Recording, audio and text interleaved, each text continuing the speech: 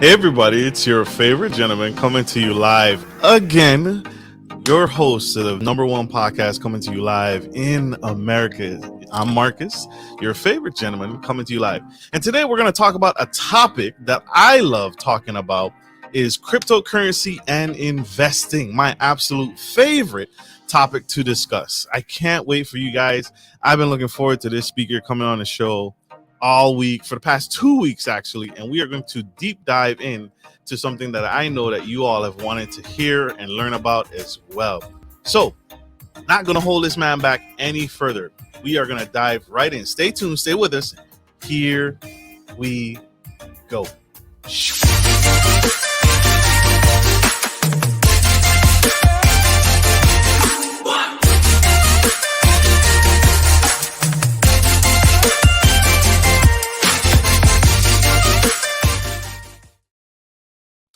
Welcome back. If you are just tuning in to the Gentleman Style Podcast Show, I'm Marcus, your favorite host. And today we have Justin Klein coming to the stage, and he drives his company, KPP Financial Asset and Allocation Strategy, which helps create strategic market forecasts for him and his clients and analyzes individual investments for him and his customers. Mr. Justin joined KPP Financial in 2002, researching and analyzing securities and mutual funds. And since 2006, he has hosted his own daily radio show and program and podcast called InvestTalk. That's how I found him. Mr. Justin is a licensed real estate consultant, which also allows him to guide KPP Financial clients in the right direction based on their specific real estate goals. So as you can see, this man is very, very talented and well diverse and here to help you, help me, help us get to a better place financially. So help me welcome to the stage, Mr. Justin Klein.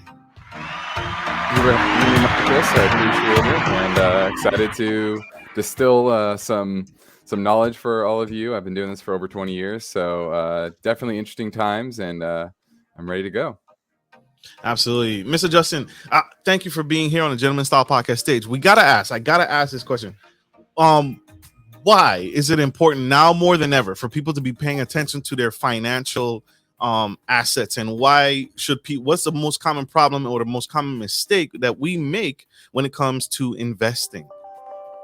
Well, I think that's pretty simple. We're in the midst of a pandemic, and near the end of it, hopefully. But you can see how easily life can be upended by something completely out of left field. And so having good financial habits and investing habits is very important, so that if you do have something come out of left field again, that you won't be destitute, you won't have your life ruined in that way. And so it's really important to stay focused for the long term. And then what are the mistakes that most people make? It's using emotions. FOMO. I think in this environment especially, there's a lot of people that see their friends making big money in crypto or AMC or other types of crazy Reddit stocks, and they have that FOMO, and the FOMO is not a new thing.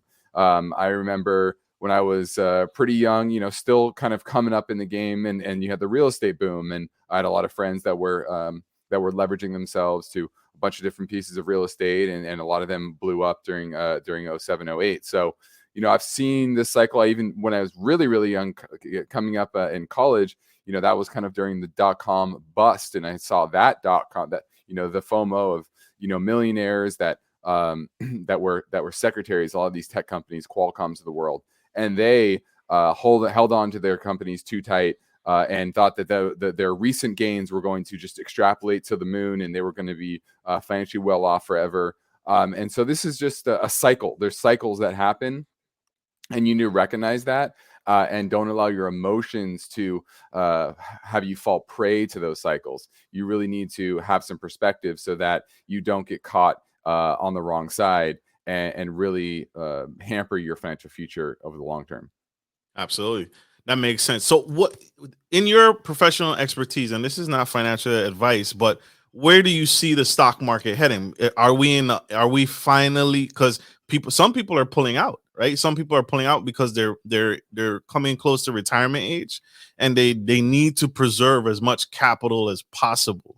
And Yeah. so, where is the stock market headed? Are we finally, you see a turning point? Or is things on the up and up? Should I put my money in stocks, or should I consider other types of investments? Well, what I like to say is it's not a stock market; it's a market of stocks. And so, right now what you're seeing, especially over the last week or so, you're seeing a strong rotation, and that's out of these I call them story stocks, Ponzi stocks, companies that were promising a huge change in an industry, right? Where they're going to come in and they were going to disrupt everything, and they're going to do it at all costs. They don't care about making money. They're just trying to grow their revenue. And their model was more to sell shares of stock than to actually make a profit for their business. And what's happening is that whole mindset is shifting. Now that interest rates are going up, the cost of capital is going up, and you're actually seeing strength in kind of the areas of the market that frankly are boring, energy stocks, commodity stocks, financials, industrials.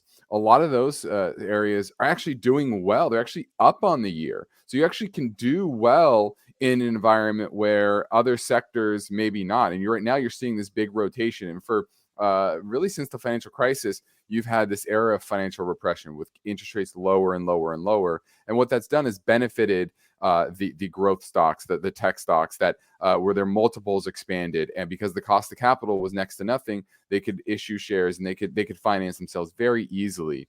Now, in an environment where inflation is going to probably be persistently high, maybe not as high as it was all of last year, but it's going to be persistently high, and interest rates are going to generally trend higher. The Fed is going to be more err on the side of being hawkish as opposed to dovish. That brings a different type of market environment, and so you can still do very, very well in stocks, even if there's a bear market. In 2000, the NASDAQ went down 70% from 2000 to 2003. And there were many sectors over that time that did actually well. Financials did well over that time. The Dow over those 3 years or so was only down in the mid-teens. And so, which is, kind of a basic pullback in the market.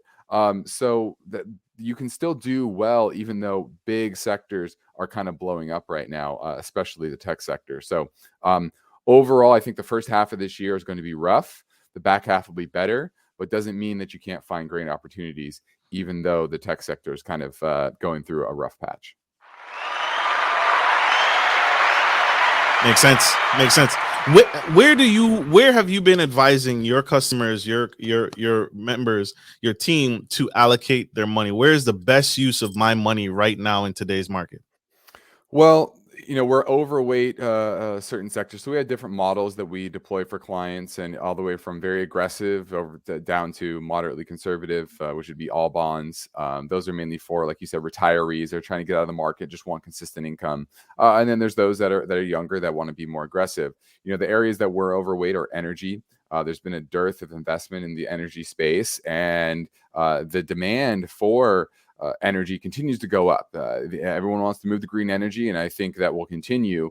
But we just don't have the infrastructure to deploy it at a fast enough pace to really keep up with demand. And there hasn't been enough because of ESG, because of just simply kind of a trend away from investing in new oil and gas exploration.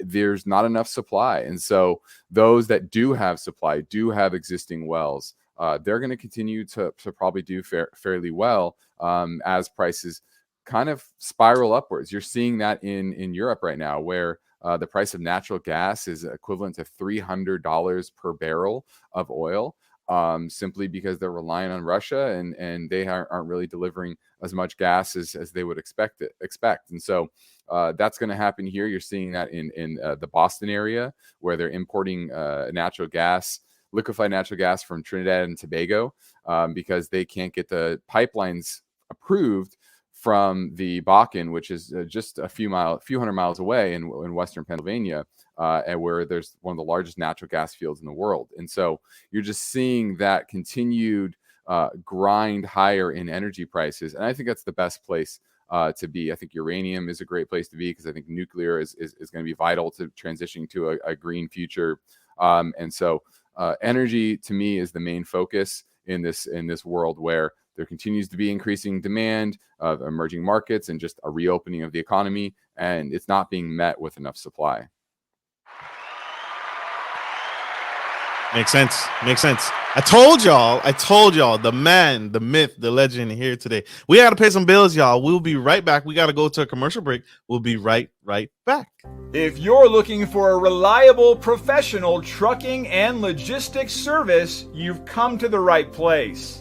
Musa Trucking is a veteran-owned and operated premier transportation provider that can help with all of your trucking and logistics needs. Musa is revolutionizing the trucking industry through strategic partnerships, the development of core personnel, and the use of cutting-edge technology. Our inventory system ensures that cargo ends up divided into the right trucks and reaching the correct destination. Our drivers are dedicated to transporting goods efficiently and safely. Contact us today to get started by visiting the website on the screen or by calling 757-756-5246.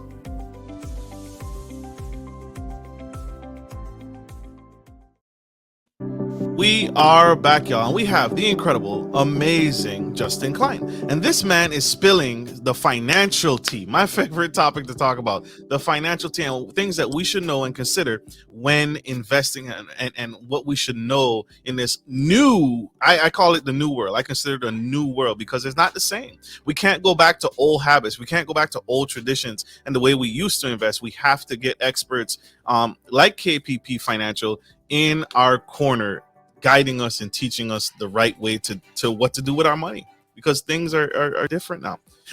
Mr. Klein, I want to ask a question. Cryptocurrency seems to be the new trend, and it seems like it's a big player now, and it's here to finally, I can say, is it safe to say it's here to stay? It's not going anywhere. Why should we all be paying attention to cryptocurrency? And yes or no? What do you think?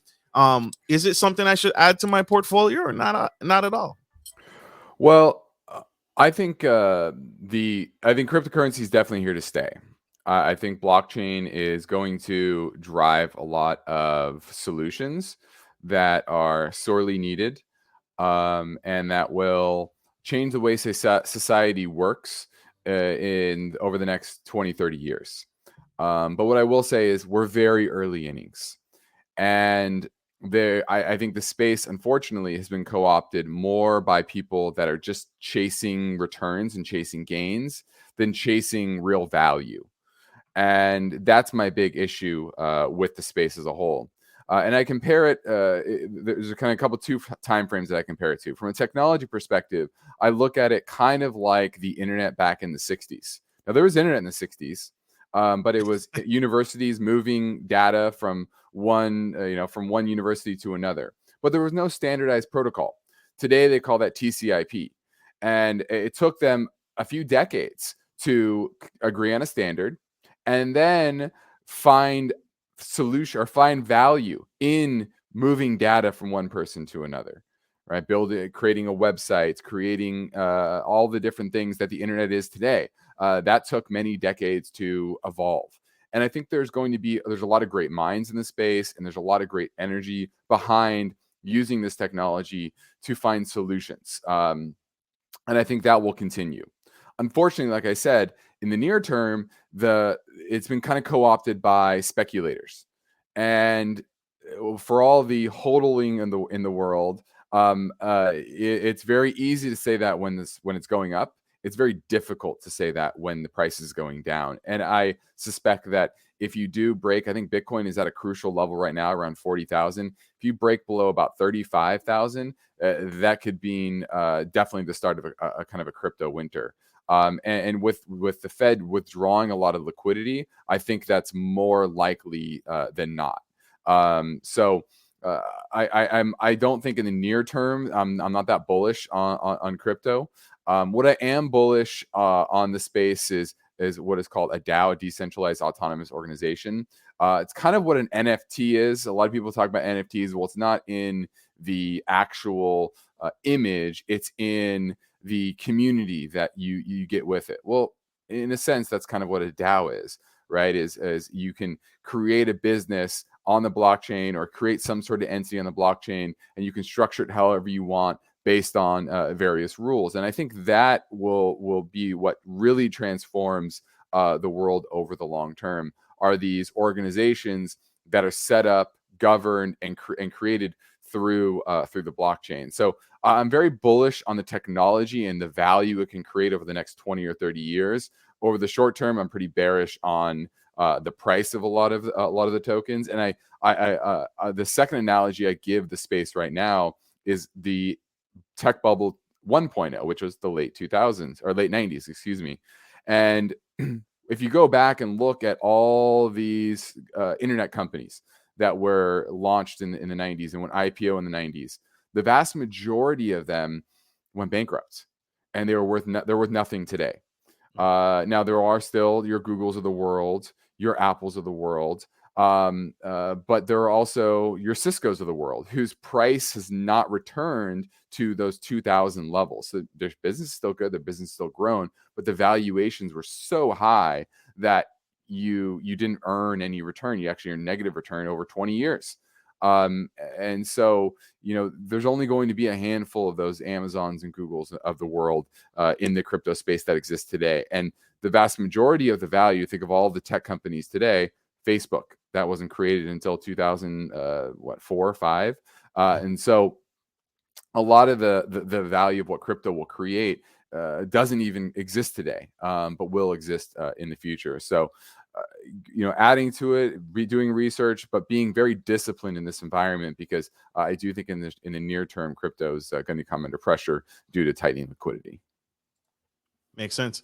Do you recommend gold as still a good investment? Should I be allocating some of my money into gold and silver and precious metals? Any of those still come to mind? Are those still play? Yeah, I think there's definitely a place for gold and silver in this environment. I know everyone says cryptos or Bitcoin's kind of made gold obsolete. I really don't think so. There's pros and cons with both. Crypto has its pros and cons, as well as so does gold and silver. Gold and silver broke out technically in mid 2020 as the Fed started to kind of print money. And as they've gone closer and closer to announcing tighter monetary policy, gold's kind of retrenched a bit. But technically, it's still in an uptrend. It's actually near major support. And if what comes to fruition, which I think it will, is that the Fed, what the market has priced in so far for Fed tightening in 2022 is completely winding down their balance sheet. So no more QE, and then raising rates. Right now, the market's pricing in 3.5 rate hikes this year. I really don't think they get there. You're in a an election cycle, right? A midterm election cycle where they're going to want the economy to be stronger. So I think there's going to be political pressure to not be as hawkish. And you're going to see inflation numbers start to moderate here in the first half of this year. You've already seen that with some of the economic indicators that came in. A lot of supply chain issues are starting to abate. And so I really don't think they're going to tighten as much. And if that's the case, then gold and silver should do fairly well for the year. So I do think everybody should have some exposure to gold and silver.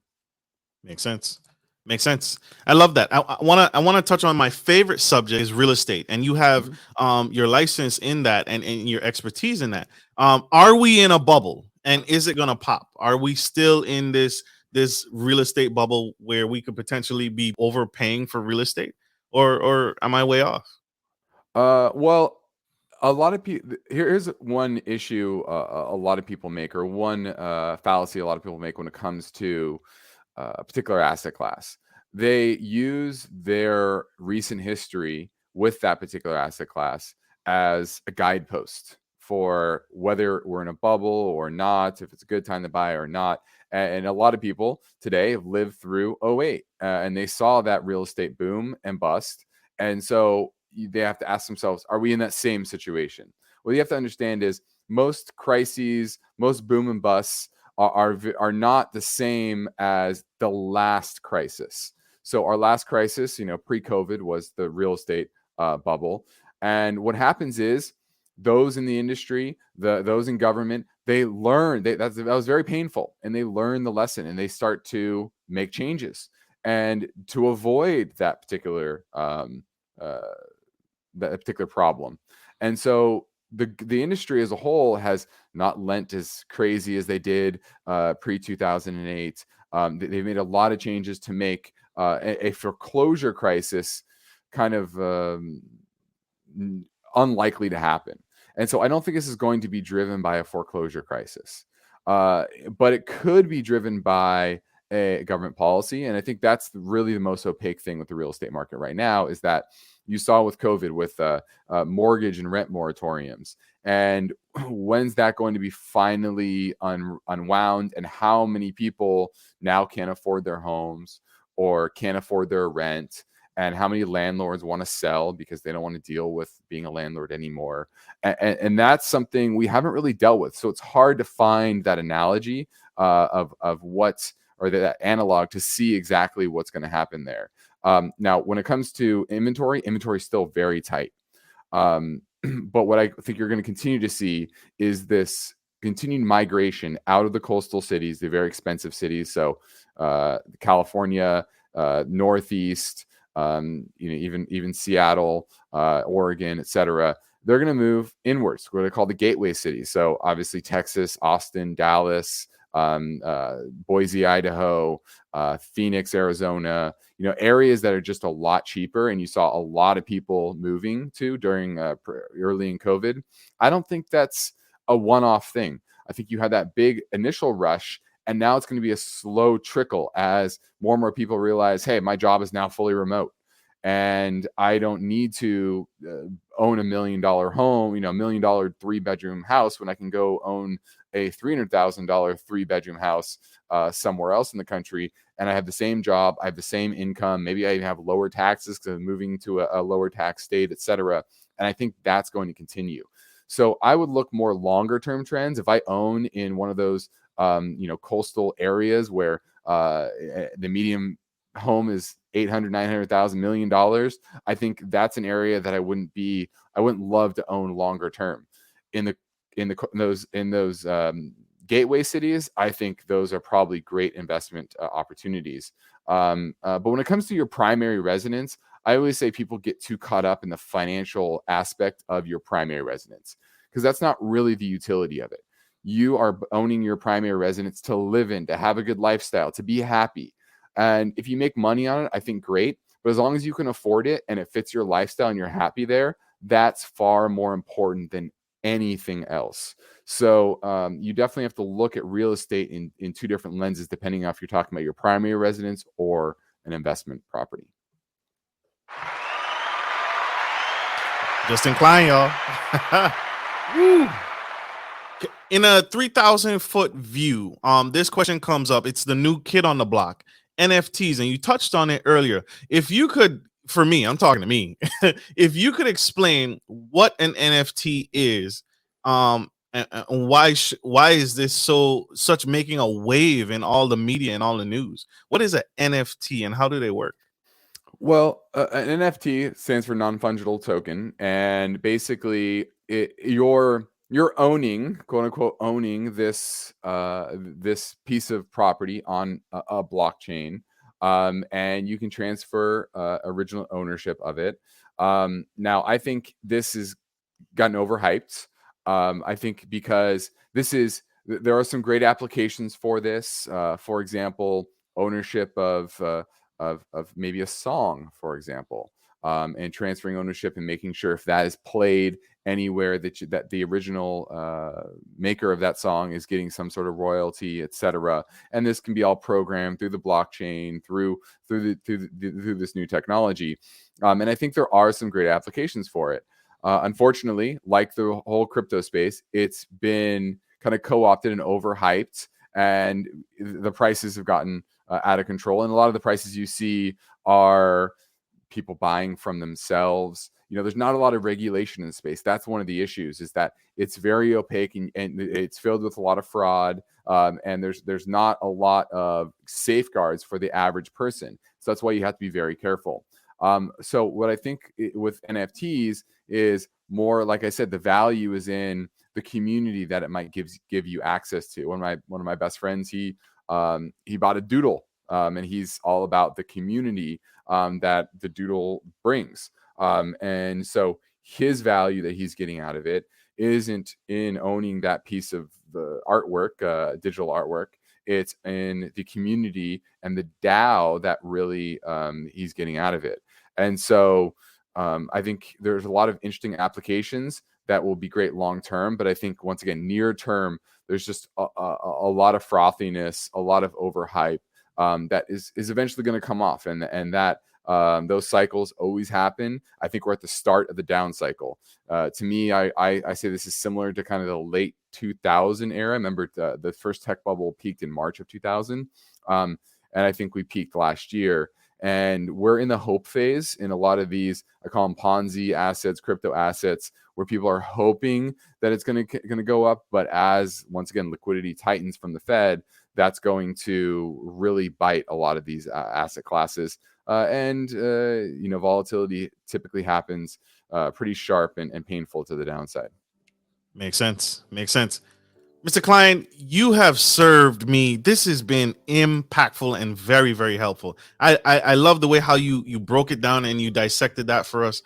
Sir, I hope I can get you back on the show in the future. I'd love to, as the world changes, right? We got the metaverse, we got Bitcoin, we got crypto, we got blockchain, all these changes. And I want to stay connected with you and grow with you, because it's changing at a incredible pace. And we need you. We need experts like you to break it down and simplify it for us, so that we can continue to make good investments and sound investments with our money, because we don't know. And education and networking is the key. Well, I appreciate that. Yeah, hopefully I gave you a lot to chew on and a lot to take back and make good decisions. And I'd love to be on again.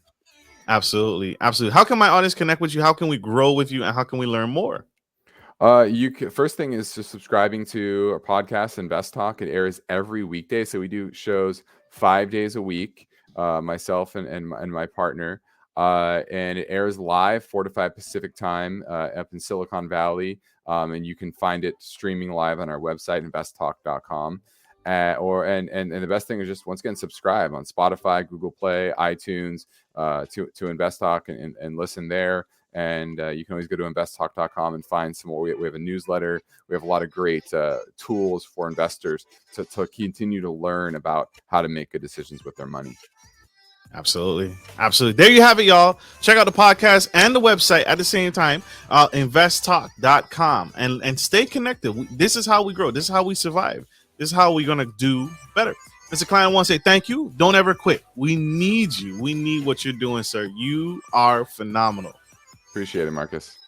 Absolutely. Appreciate you. And I want to I want to say thank you all, my audience, for tuning in. I hope this was helpful. I hope this helped you make better decisions with your financial future. And if it doesn't, check out Mr. Justin Klein on his podcast, on InvestTalk, on all social media platforms, and subscribe and check him out and grow, because that's the only way we're going to make it. Like I end every show, take care of your family, take care of your friends, and always, always take care of business. This is Marcus Norman, your favorite gentleman, signing off. And Mr. Justin Klein signing off. Love you guys. Bye.